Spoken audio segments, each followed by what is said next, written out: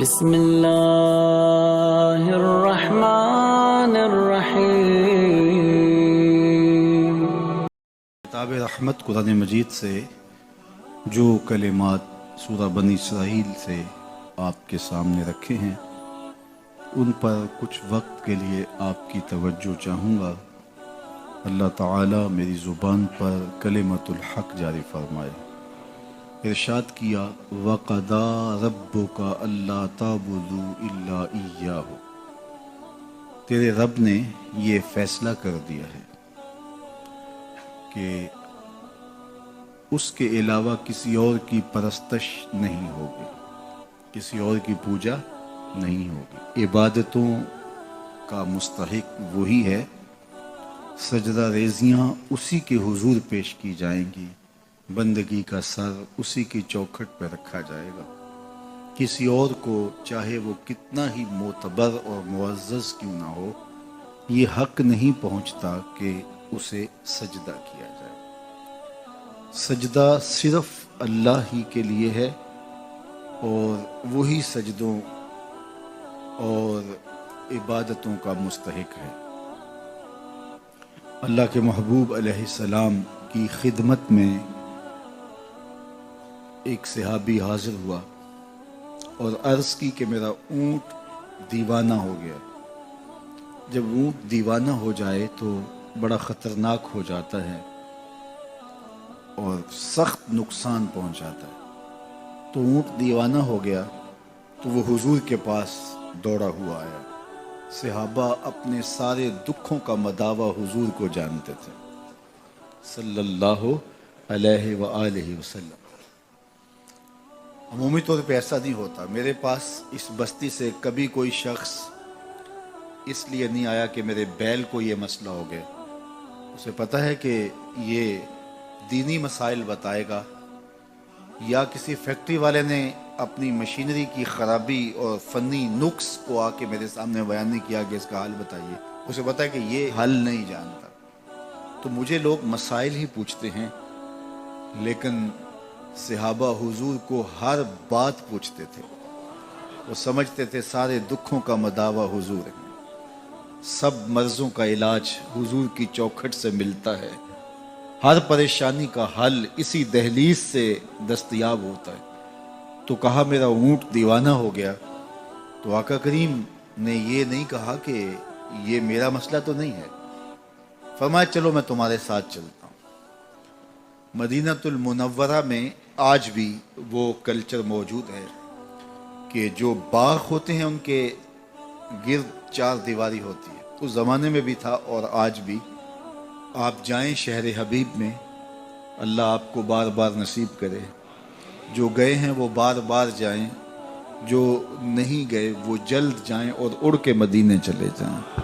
سچی بات ہے، جس نے مدینہ نہیں دیکھا اس نے کچھ بھی نہیں دیکھا۔ جنوں ویکھ کے اکھیاں ٹھر دیاں نے، جنوں ویکھ کے اکھیاں ٹھر دیاں نے، جنوں ویکھ کے ٹھردا سینہ ہے، ربا تیری ساری خدائی بچوں بس اکو شہر مدینہ۔ تو جو گئے ہیں انہوں نے دیکھا ہے، جو نہیں گئے وہ جلد جائیں اور وہ اپنی آنکھوں سے دیکھیں کہ آج بھی وہاں جو باغات ہیں ان کے گرد چار دیواریاں ہیں۔ تو اس زمانے میں بھی ایسا تھا، تو پھاٹک بند کر کے اونٹ کو وہاں بند کر کے تو وہ حضور کے پاس اس کا حل پوچھنے آئے تھے۔ تو میرے آقا کریم علیہ السلام نے فرمایا چلو میں چلتا ہوں۔ جب گئے دروازہ کھولا تو حضور اندر تشریف لے گئے، تو وہ اونٹ دوسرے کونے میں تھا، دوڑتا ہوا حضور کی جانب آنے لگا۔ صحابہ فرماتے ہم ڈر گئے کہ اونٹ ہے اور پھر ہے بھی دیوانہ، تو کہیں حضور کو غضب نہ پہنچاتے۔ لیکن وہ جب قریب آیا تو اس نے اپنی پیشانی حضور کے قدموں میں رکھ دی، وہ سجدہ ریز ہو گیا۔ تو اس نے حضور سے کچھ بات کی تو آقا کریم نے اس کے مالک سے کہا کہ یہ شکایت کرتا ہے کہ چارہ کم دیتے ہیں، بوجھ زیادہ ڈالتے ہیں۔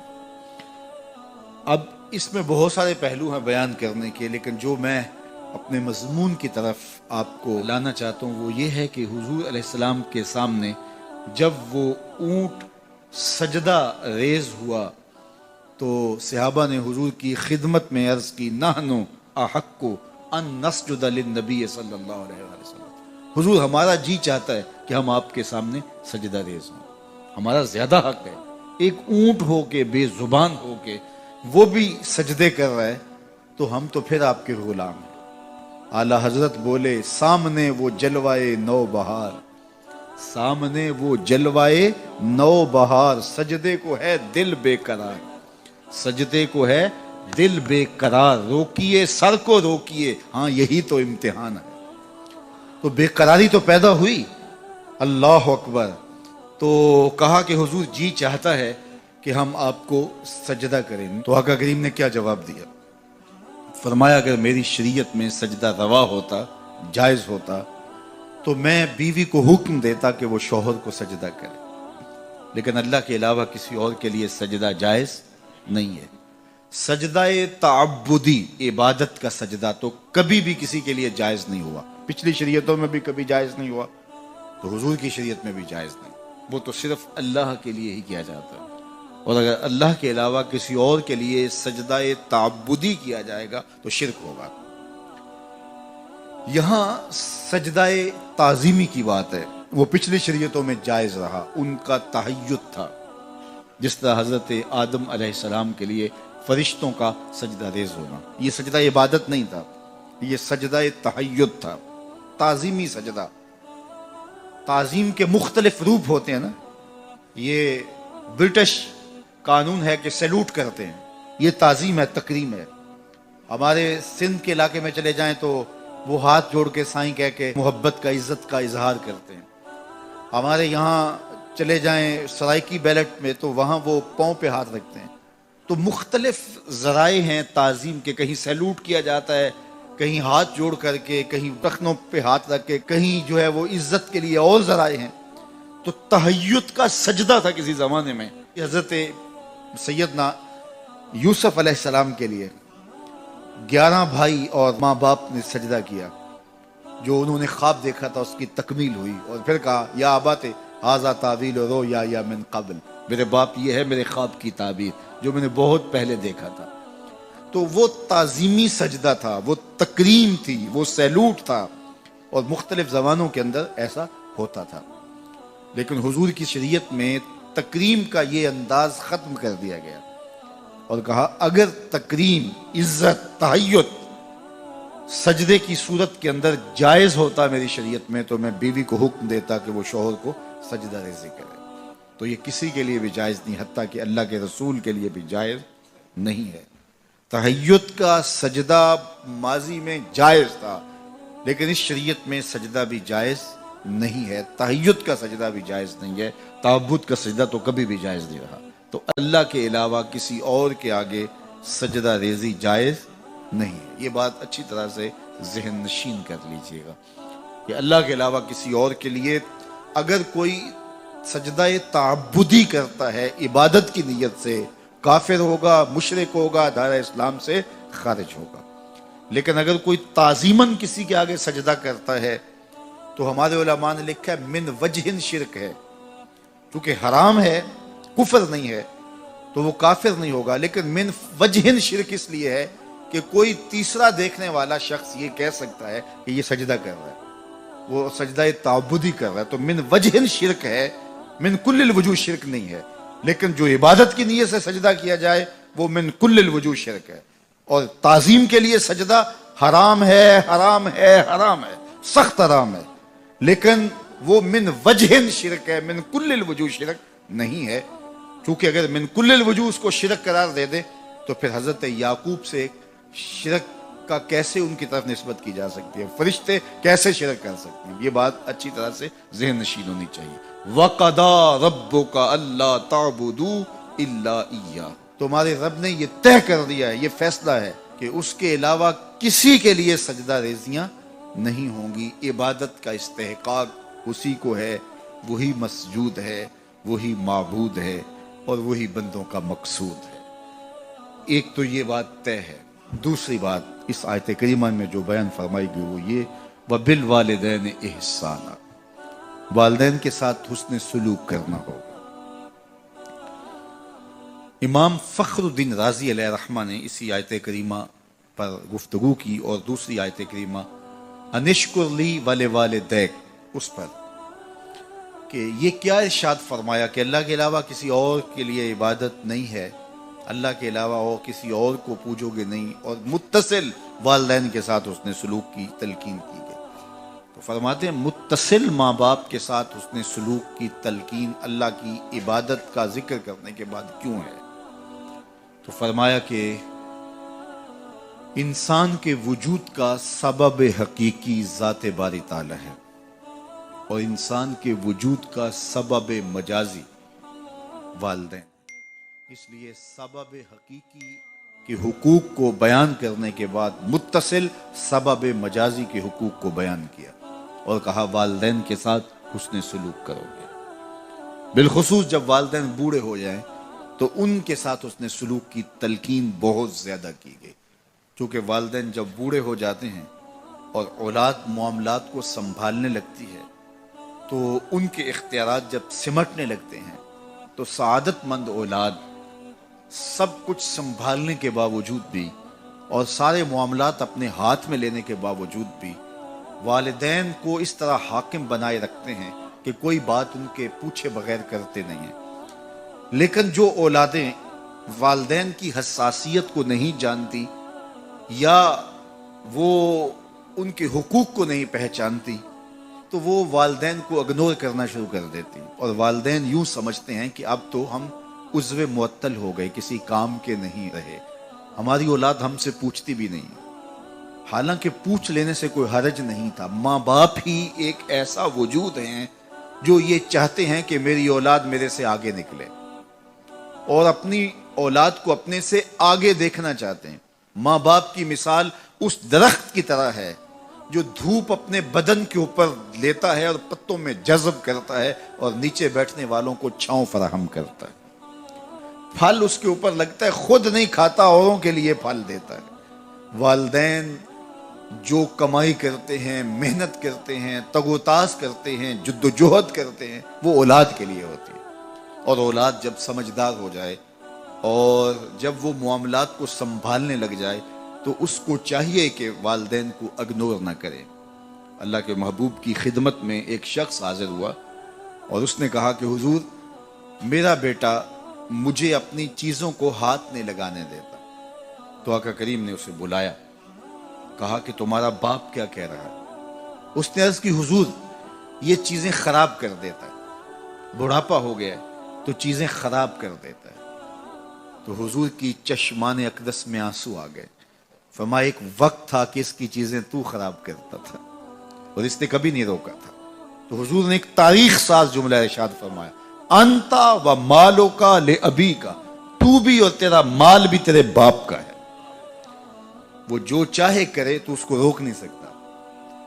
لیکن اولادیں جب سمجھدار ہونے لگے تو وہ والدین کو دقیانوس سمجھتی، وہ والدین کو اولڈ فیشن سمجھ لیتی، وہ سمجھتی ہیں کہ یہ تو جدید دور کے تقاضوں کو جانتی نہیں، حالانکہ والدین نے چکی کی طرح زمانے کو پیسا ہوتا ہے اور حالات کے جبر کو سہا ہوتا ہے، اور تجربات کی چکی میں خود پسے ہوتے ہیں، اور انہیں پتا ہوتا ہے کہ جو ہے وہ کیسے زندگی گزارنی ہے۔ ان کے تجربات اگرچہ وہ جدید دنیا کی اصطلاحات سے واقف نہ ہوں اور جدید زبانوں اور لہجوں سے آگاہ نہ ہوں، جدید فیشن انہیں نہ آتے ہوں، لیکن حالات کو کیسے گزارنا ہے یہ انہوں نے اپنے تجربات سے سیکھا ہوا ہوتا ہے، اور اولاد اگر ان کی اتباع کرتی ہے تو وہ سرخرو ہوتی ہے۔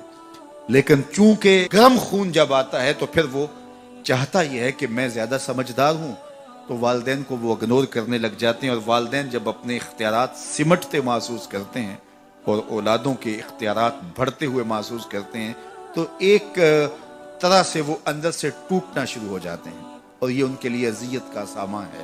تو اس لیے میرے رب نے انسانی نفسیات اور انسانی کمزوریوں کو مد نظر رکھتے ہوئے کتنی خوبصورت جو ہے وہ تاکید فرمائی، وَبِالْوَالِدَيْنِ إِحْسَانًا، ان کے ساتھ تم نے حسن سلوک کرنا ہے، تمہارے رویے خوبصورت ہوں، بلکہ فرمایا تم نے ان کے سامنے اف بھی نہیں کہنا۔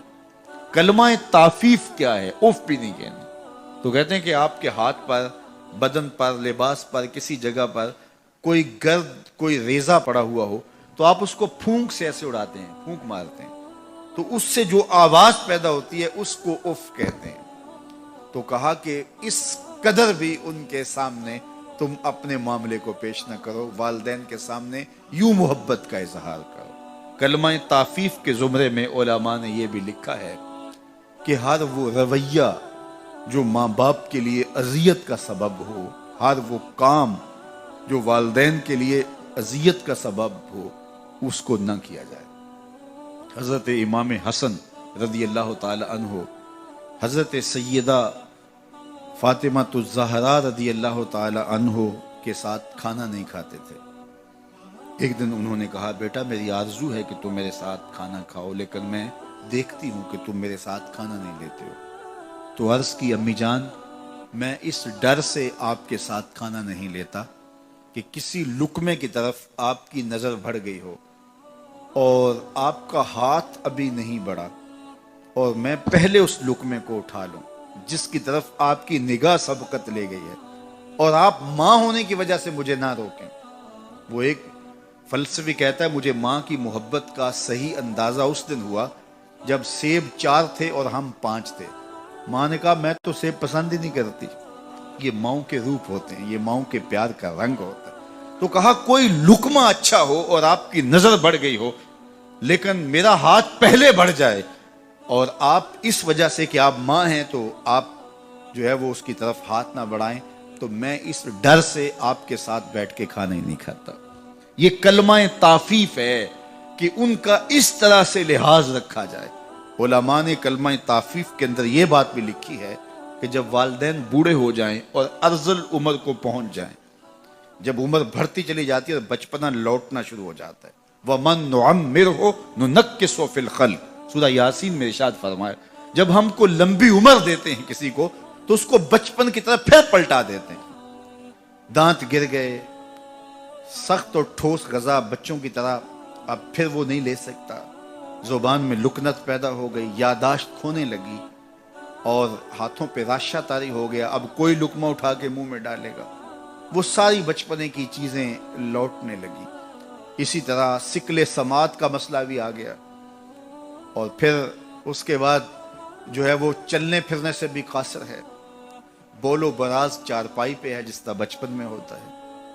وَمَن نُعَمِّرْهُ نُنَكِّسُهُ فِي الْخَلْقِ، ہم دوبارہ پلٹا لیتے ہیں اسی بچپنے کی طرف، دوبارہ اسی عمر میں آ جاتا ہے، اسی کیفیت میں آ جاتا ہے۔ اللہ اکبر، یہ غور کرنے کی باتیں ہیں، یہ اللہ کی نشانیاں ہیں۔ اب جب دوبارہ وہ چارپائی پہ آ گیا تو جس طرح بچہ چارپائی پہ ہوتا ہے اور تھوڑا سا چلے بھی تو چارپائی کو پکڑ کے تھام کے چلتا ہے، ٹھوس غذائیں نہیں کھا پاتا، اعضاء اس کے کمزور ہوتے ہیں، مدمحل ہوتے ہیں، وہی حالت دوبارہ بوڑھے بزرگ کی ہو گئی، بوڑھی ماں کی ہو گئی، بوڑھے باپ کی ہو گئی۔ اب ان کو بھی نرم لقمے شوربے میں بھگو کے منہ میں ڈالنے پڑتے ہیں، منہ میں دانت نہیں ہے کہ چبا سکیں۔ اللہ اکبر، بار بار ایک چیز کا مطالبہ کرتے ہیں، طبیعت میں چڑچڑا پن پیدا ہو جاتا ہے، بچپنے والی ضد پلٹ آتی، اور بول و براز بھی چارپائی پہ۔ اب بوڑھے ماں باپ کے خدمت گزار بچے ان کو اٹھاتے ہیں اور ان کو دھوتے ہیں اور پھر وہاں چارپائی پہ ڈالتے ہیں، لیکن اس تعفن سے، اس بدبو سے جو بول و براز کی وجہ سے پیدا ہوئی، اپنی ناک پہ کپڑا رکھ لیتے ہیں۔ تو بوڑھے ماں باپ حساسیت کی وجہ سے یہ سوچتے ہیں کہ میری اولاد اب مجھ سے نفرت کر رہی ہے، تو اف کے زمرے میں علماء نے لکھا ہے کہ بدبو سہ لو، ناک پہ کپڑا نہ رکھو، چونکہ ان کو اس کی بھی تکلیف نہ ہو۔ جب چھوٹے بچے کو ماں دھوتی ہے تو اس وقت کپڑا ناک پہ نہیں رکھتی، بدبو آ رہی ہوتی ہے، لیکن یہ ماں کا پیار ہوتا ہے۔ بوڑھا ہو جائے تو ان کے ذہن میں یہ خیال آ سکتا ہے، تو تعفیف کے زمرے میں لکھا گیا کہ ناک پہ کپڑا بھی نہ رکھے، بدبو سہ لے، تکلیف گوارا کر لے، لیکن ان کو اس کا احساس بھی نہ ہو۔ اللہ اکبر، جب بچہ ہوتا ہے تو توتلی باتیں کرتا ہے، تو وہ باتیں ماں باپ کے لیے خوشی کا سبب ہوتی ہیں، سارے بہن بھائی خوش ہوتے ہیں، اس کی توتلی باتوں سے ایک تسکین ہوتی ہے ان کو۔ لیکن بوڑھا جب توتلی باتیں کرنے لگے، لہجہ ٹوٹا ہو جائے، تو بعض کا بچے ہنستے ہیں۔ تو جس طرح توتلی باتوں کا لاڈ ماں باپ دیکھتے ہیں، بوڑھے کے توتلے لہجے کے بھی لاڈ دیکھے جائیں۔ یہ کلمہ تعفیف کے زمرے میں آتا ہے۔ تو کہا ان کے سامنے اف بھی نہ کہو اور ان کی تعظیم کرو، اپنے بازو سکیڑ دو۔ جو کہا گیا نا کہ اپنے بازو ان کے سامنے سکیڑ دو، یہ پرندہ جب اڑتا ہے فضا میں اڑان بھرتا ہے تو وہ بازو پھیلاتا ہے اور پھر ان کو جنبش کر کے آگے بڑھتا ہے، لیکن جب اس نے دوبارہ زمین پہ آنا ہے تو بازوؤں کو سکیڑنا شروع کر دیتا ہے۔ جب بازو سکیڑتا ہے تو وہ زمین پہ آ جاتا ہے۔ تو کہا والدین کے پاس جب آؤ تو بازو سکیڑ لو۔ مطلب کیا؟ تم مفتی شہر ہو، تم علامت الدہر ہو، تم ڈی سی ہو، تم ایس ایس پی ہو، تم منسٹر ہو، تم بہت کامیاب بڑے بزنس مین ہو، تم ڈاکٹر ہو، تم انجینئر ہو، زمانہ تمہاری باتیں سننے کے لیے ترستا ہے۔ دنیا کی دانشگاہوں میں تمہاری گفتگو موتیوں کی طرح لوگ جھولیوں میں ڈالتے ہیں، تمہیں پروٹوکول دیا جاتا ہے، عزت ہوتی ہے، تکریم ہوتی ہے، تمہارے نام کے نعرے لگتے ہیں، پھول پھینکے جاتے ہیں، تمہارے لیے ریڈ قالین بچھائے جاتے ہیں، دنیا تمہیں تکریم دیتی ہے، لیکن اڑو، عزت پاؤ، لیکن جب ماں کی گود میں آؤ پھر پر سمیٹ لو۔ اب ڈاکٹر بن کے نہ آنا، اب بزنس مین بن کے نہ آنا، اب مفتی شہر بن کے نہ آنا، اب علامت الدہر اور فہامت الزماں بن کے نہ آنا، اب بیٹا بن کے ماں کے قدموں میں آ کے بیٹھ۔ تو یہاں آؤ تو بازو سکیڑ کے آؤ اور باہر جاؤ تو بازو پھیلا لو۔ تو کہا ان کے سامنے اپنی بڑائی ظاہر نہ کرنا، بلکہ ان کے سامنے طفل مکتب بن جانا، طفل شیرخوار بن جانا، چھوٹے سے بچے بن جانا، ان کے لاڈ دیکھنا، ان کی چھوٹی چھوٹی باتوں پر جو ہے وہ باتیں کرنا۔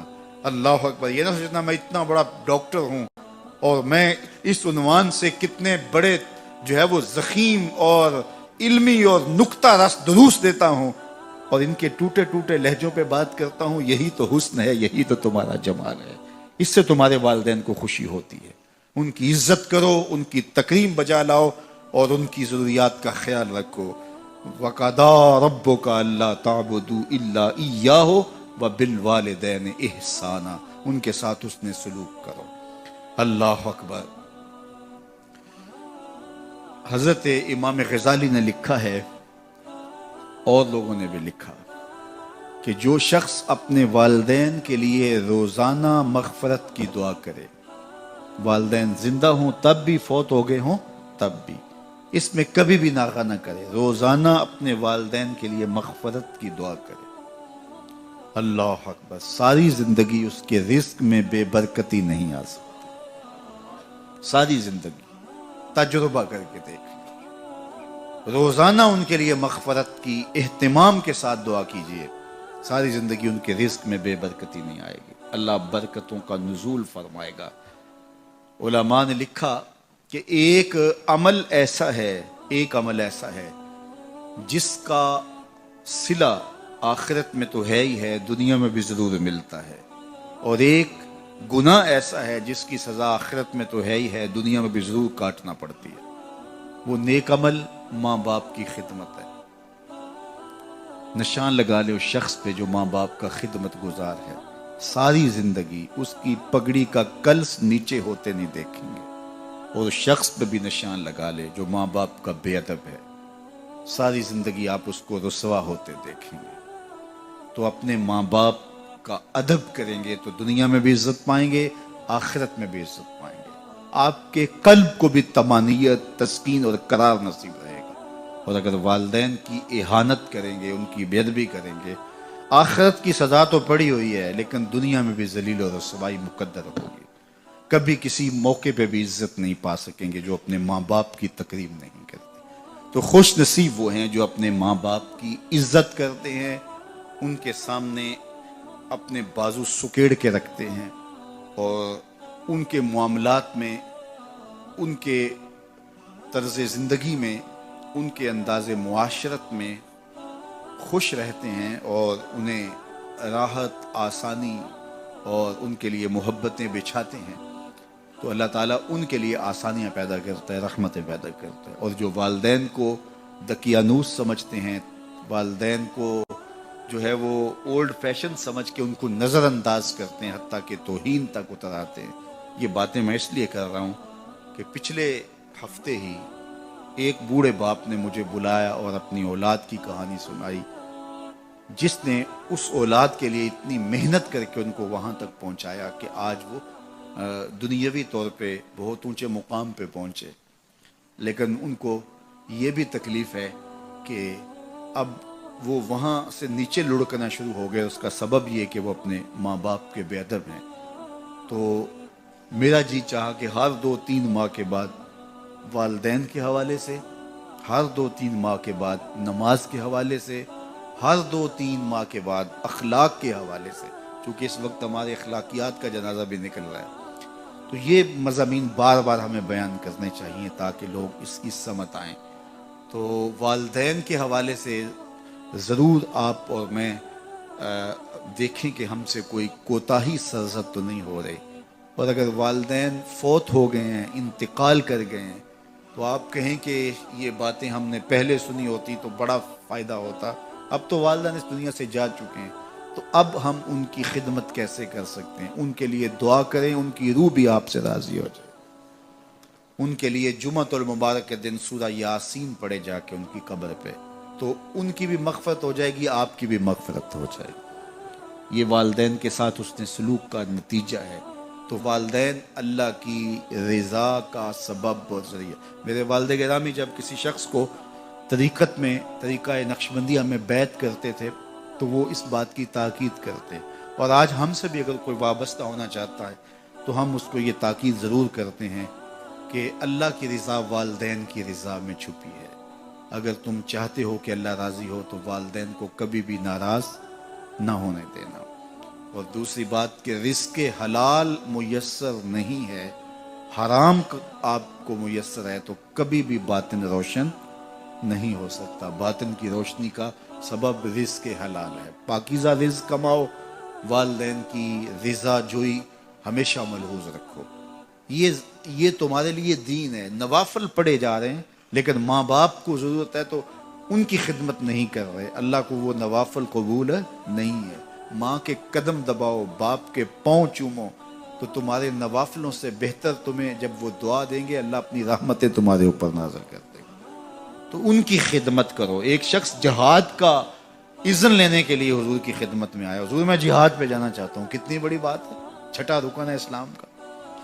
लेकिन आका करीम क्या बोलते हैं? अहय्युन वालिदा का, क्या तेरे वालदैन जिंदा हैं? काला नाम, का जी हुजूर जिंदा हैं। काला फफी है मा फजाहिद, कहा जा उनकी खिदमत कर, यही तेरा जिहाद है। माँ बाप बीमार पड़े और बेटा जिहाद पे गया, अल्लाह के रसूल इसकी हौसला अफजाई नहीं की है। मैं एक दिन गुजर रहा था तो फजर की नमाज के बाद एक घर के सामने काफी लोग खड़े थे, तो मैंने पूछा क्या हुआ, तो कहने लगे कि फौतगी हो गई है। तो मैंने कहा कि उनका कोई बेटा नजर नहीं आ रहा। कहा तीनों बेटे तबलीग पे गए हुए हैं। मैंने कहा अच्छा, माँ की फिर अचानक तबीयत खराब हुई होगी, कोई हार्ट का मसला बन गया? कहा नहीं, माँ फालिज में मुब्तला थी। मैंने कहा फिर तो बहुत ज्यादती है कि माँ फालिज में मुब्तला और तीनों बेटे तबलीग पे गए हुए। माँ को जरूरत है और बेटा जाके पीर के दरबार पे बैठा है। गौसे आजम भी हैं तो फैज नहीं मिलेगा। पहला मुर्शिद माँ है। हजरत बायजीद कहते हैं मैंने माँ के आगे हाथ जोड़े, मैंने कहा अम्मी तुझे राजी करूं या अल्लाह को राजी करूं? अपने हक माफ कर दे, अल्लाह को मैं राजी कर लेता। माँ ने कहा जा पुत्र, मैंने अपने हक माफ किए। 12 साल जंगलों में घूमते रहे, 12 साल। कहा एक दिन मैं बुस्ताम के करीब से गुजर रहा था, मेरे दिल में आया चलते चलते माँ को सलाम ही कर जाऊं। रात का मौका था, दरवाजे पे दस्तक देने लगा तो ख्याल आया सारी जिंदगी माँ को सुख तो दिया नहीं, दुख क्यों देते हो? अब तो माँ बिस्तर में सोई होगी और सर्दियों की लंबी रात है। तो इसी ख्याल ने हाथ रोक दिए और मैं दरवाजे पे लग के बैठ गया। सारी रात इंतजार में काट दी। जब सहरी का वक्त हुआ, अंदर से जो नाली आती थी उस नाली से पानी आया। मैं समझ गया मेरी माँ तहज्जुद के लिए उठी है और ये वुजू का पानी है। मैंने दरवाजे पे दस्तक दी, अंदर से आवाज आई बेटा बायजीद ठहरो, अभी आई। माएं बेटों के दस्तक के अंदाज से भी जानती हैं ये किस बेटे के हाथों का लमस है। मैं बार्सिलोना के एयरपोर्ट पे था, तो वहाँ कोई अपना हम जुबान मिल जाए बैरूनी दुनिया में तो बड़ा अच्छा लगता है। तो मुझे लगा कि साथ वाले बेंच पे कोई माँ बोली बोल रहा है, तो मैं लुढ़क गया। तो वो इंडियन पंजाब के लोग थे। तो कहा कि ये हमारा दोस्त है, इसको हम अलविदा करने आए। تو میں نے پوچھا کتنے عرصے بعد جا رہے ہو؟ تو وہ کہنے لگا 27 سال 3 ماہ بعد۔ تو مجھے دلچسپی پیدا ہوئی، تو میں نے کہا کہ اتنا عرصہ؟ کہا کہ بس وہ آیا تھا اور ایسا الجھا، کاغذات کا مسئلہ بن گیا، تو اب اللہ نے بہتری کیا تو اب جا رہا ہوں۔ جب آیا تھا ان فوان شباب تھا، اور اب تو بڑھاپا اتر ہے، اور بڑے حسرت بڑے انداز میں کہنے لگا پتہ نہیں میرے گھر والے اب مجھے پہچانتے بھی ہیں یا کہ نہیں۔ 27 سال 3 ماہ بعد جا رہا ہوں، پتہ نہیں میرے گھر والے اب مجھے پہچانتے بھی ہیں یا نہیں۔ میں نے کہا اور کوئی پہچانے یا نہ پہچانے، ماں قدموں کی آہٹ سے پہچان لے گی، یہ میرے پتر کے پیروں کی آواز لگتی ہے۔